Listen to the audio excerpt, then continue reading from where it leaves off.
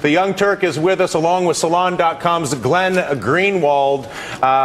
He is the definition of firebrand. How much longer can it be taken? How much longer can people with an agenda like the sort of things that you advocate for, Cenk, that you advocate for, Glenn, continue to look to this political structure to do it, and this president and this party to do it, Cenk? At the end of the election, I said, that's it. I'm done. End of this, okay? Now, I was never really one of the guys who supported the White House for the sake of supporting the White House. In fact, I got a lot of heat for that, right? I remember. Because I challenged the government. And I think that's part of the job of the media. I know Glenn does as well. But after the elections, even if you were on that side, really? I mean, because you remember what they told us. Obama's a genius. I couldn't possibly understand his genius. He's playing three-dimensional chess.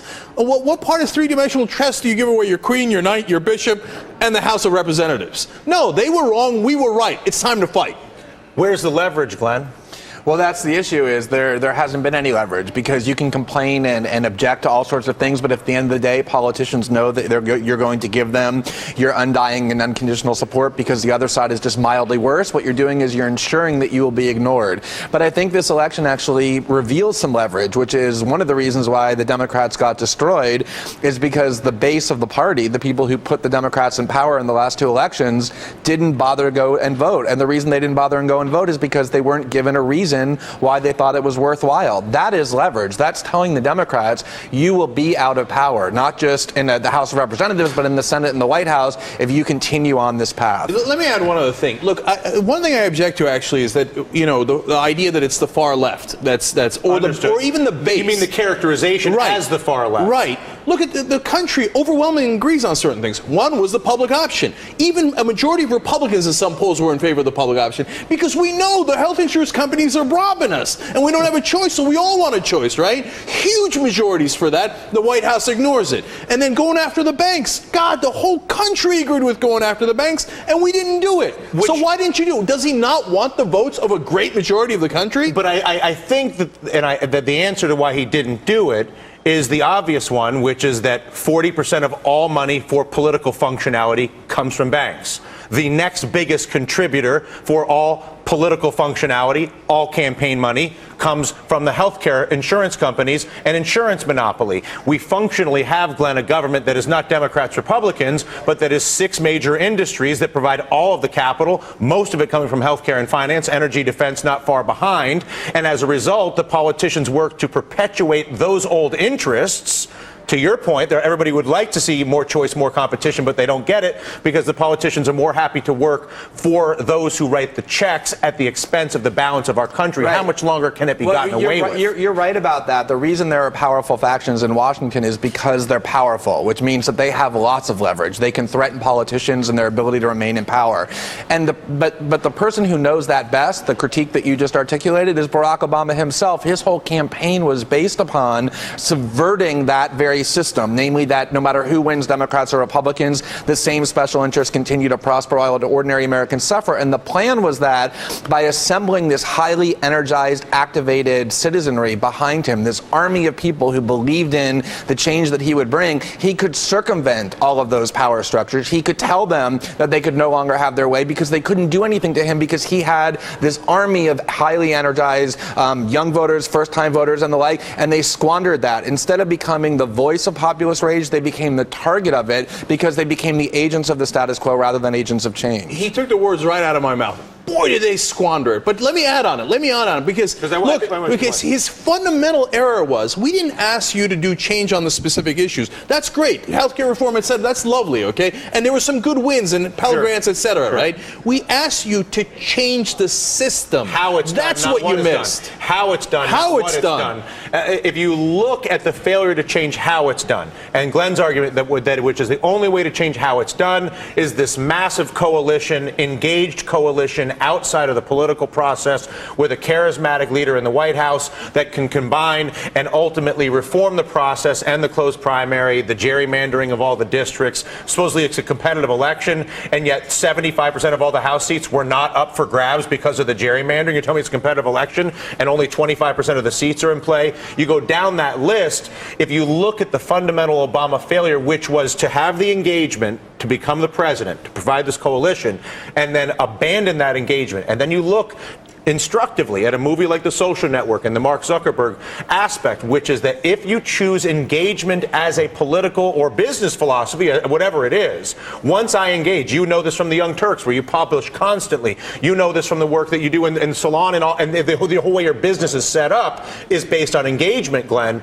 Once you engage, you cannot disengage. The core to engagement is the decision to engage has to then become a constancy, or else you will have the level of betrayal that we now see here. Well, that's the real tragedy of the Obama presidency, is there are millions of people who had believed that the political process had nothing to offer them, who were turned away from it, who were wallowing in cynicism.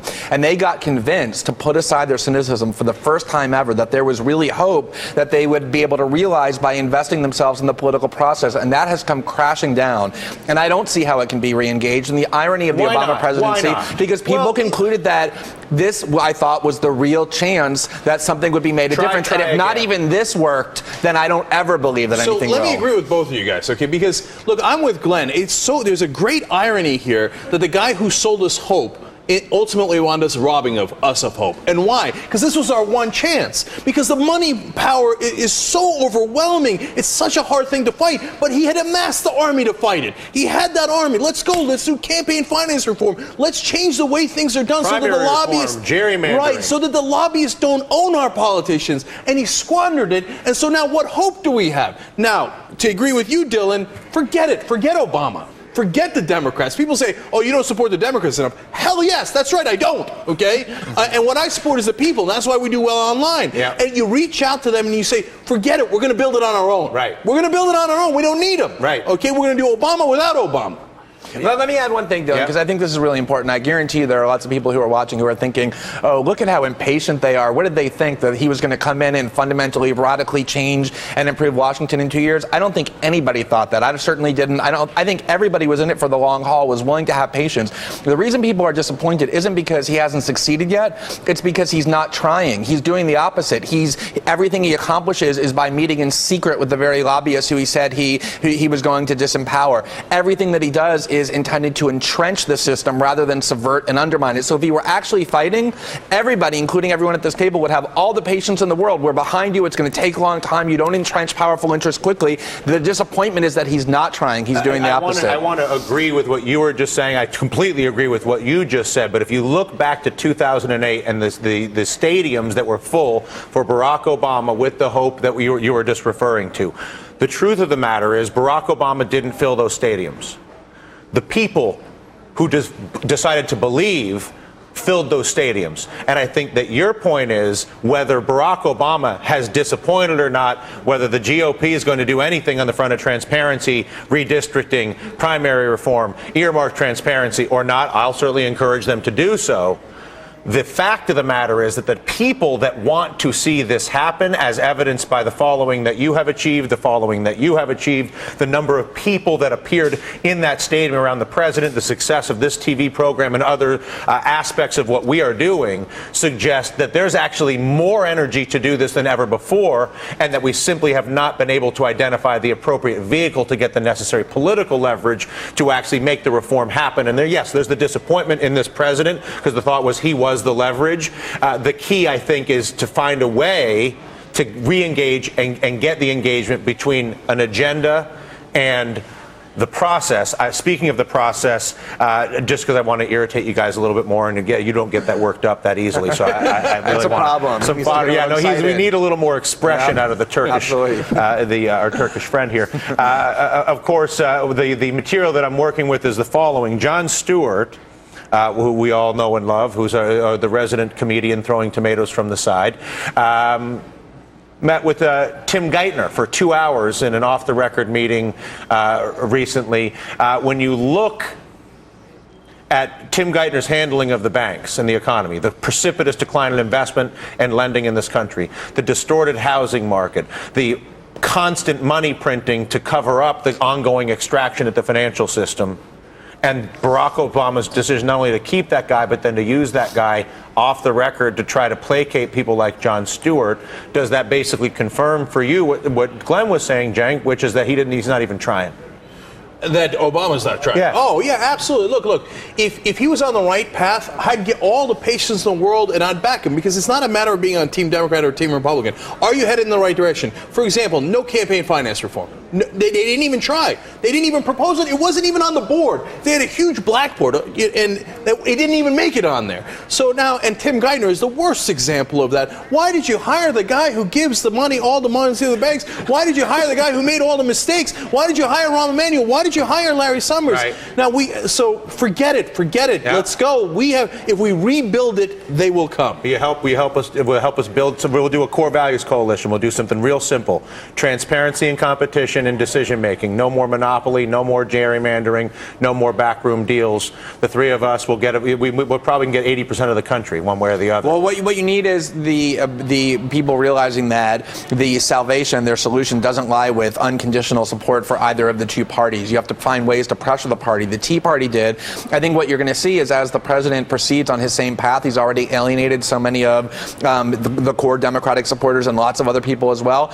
Going down that path will only alienate them more. And if this deficit commission results in cuts to Social Security, which all of Washington expects that it will, then you're going to see massive upheavals in terms of party alignment. And I think that will be a great opportunity. No, they come to cut Social Security, and we are going to go to war. And not just against the Republicans. We're going to go war against the Obama White House, okay? It's not going to happen. I'm telling you, it's not. They're going to try it, okay? He put 14 out of 18 of those guys on that commission are fiscal conservatives. They want to cut it, but we're not going to let them do it. I believe you, and I'm grateful to have the opportunity to work with both of you. I admire both of your works.